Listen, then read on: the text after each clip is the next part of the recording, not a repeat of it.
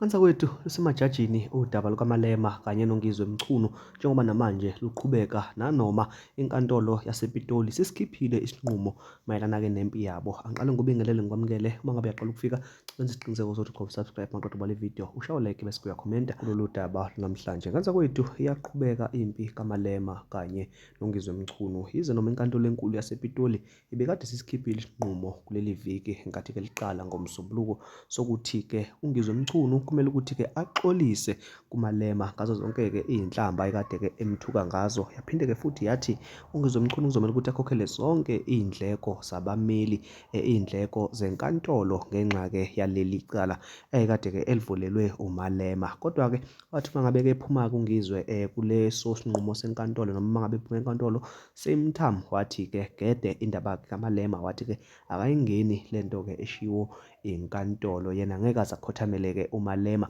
eqhubeka-ke ney'nsolo lezo ayekade-ke embeka zona. Namuhla-ke njengoba-ke kuwuLwesine umhla ka-21 Meyi 2026 uMalema useyalele abameli bakhe ukuthi-ke ababuyele enkantolo beyovulela-ke uNgizwe icala lokwedelela inkantolo ngesinqumo-ke sokuthi ithe inkantolo isimtshelile uMacingwane ukuthi akenze njani, yena wangakwenza lokho kodwa waqhubeka nokudelela uMalema, okusho khona ukuthi-ke wedelela isinqumo senkantolo. Wabe-ke sethumela-ke abameli bakhe ukuthi cha, lolu daba ludluliseleni-ke ejajini. Kanza kwethu inkulu indaba, kubukeka sengathi impela uMacingwane liyamudla icala ngoba uma ngabe kuzoqhubeka kanje inkantolo izogcina-ke simphoqa ukuthi-ke isigwebo sakhe ayosidonsa ngaphakathi ey'tokisini. Cela hlangana ama-comments ungitshela ukuthi wena ucabangani. Ngiyabonga.